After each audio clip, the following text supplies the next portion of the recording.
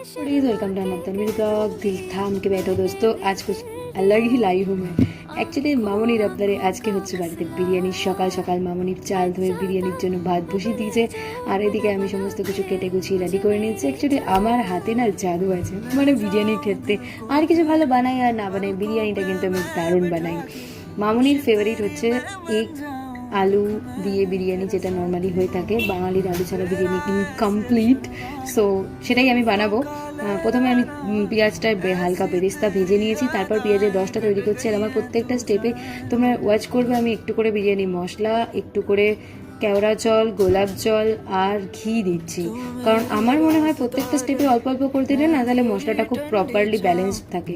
আলুটা ভাজার সময় বা ডিমটা ফ্রাই করে নেওয়ার সময় আলুটা ভেজে আমি আলুটা প্রেশারে সেদ্ধ করে নিই, যাতে প্রপার সেদ্ধটা হয়। নাহলে আমার মনে হয় আলুর ভেতরটা হয়তো সেদ্ধ হবে না। আজকে আমি খুব ছোটো ছোটো আলু নিয়েছিলাম, তাই জন্য গোটা গোটা রেখেছি, কাটিনি। এমনি বড় আলু হলে আমি কেটেই দিই।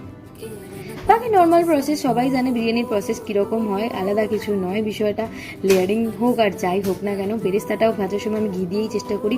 আর আমি প্রপারলি চেষ্টা করি বিরিয়ানিটা ঘি দিয়েই বানানোর, কারণ আমার মনে হয় একটা বেটার টেস্ট আনে। আর আলুটা যখন আমি প্রেশারে দিয়েছিলাম তখন অল্প ঘি, বিরিয়ানি মশলা, গোলাপ জল, কেওড়া জল দিয়ে দিয়েছিলাম, যাতে আলুর ভেতর পর্যন্ত গন্ধটা চলে যায়। বিরিয়ানি না বস, অবশ্যই সুন্দর তো হতেই হবে। তোমাদের সাথে গল্প করতে করতে জানো কি, আমি বিরিয়ানি, চিকেন সবই বানিয়ে ফেলেছি।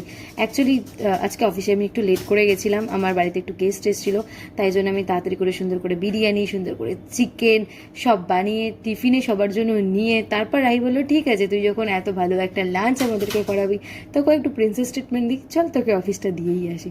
তো বাইকে করে আমি সোজা চলে গেলাম অফিসে। আর অফিসে এসে ওদেরকে ফার্স্ট টেস্ট করিয়েছি আমি। ওদের তো ভালো লাগবেই, বিরিয়ানিটা অবশ্যই ওদের খুব ভালো লেগেছিলো। শুভ এখানে প্রেজেন্ট নেই, ভিডিওটাও আমার করা হয়নি। শুভরও খুব ভালো লেগেছিলো। অ্যাকচুয়ালি আমি শুভকে বিরিয়ানি এক্সপার্ট বলে মনে করি, তাই জন্য ওর এটা নেওয়া, রিভিউটা নেওয়া আমার কাছে বিশাল বড় ব্যাপার। ও যদি বলে পারফেক্ট হয়েছে, দেন আর কেউ কিছু যা খুশি বলে দিক, আমার কোনো যায় আসে না।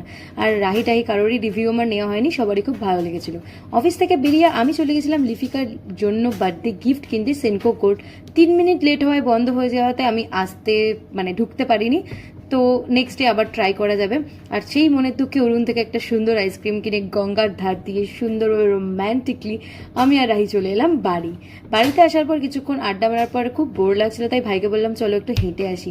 দুজনে মিলে বেরিয়েছিলাম নাইট ওয়াকে গাইস। ঠিক আছে, আবার দেখা হবে নেক্সট একটা ব্লগে। টাটা।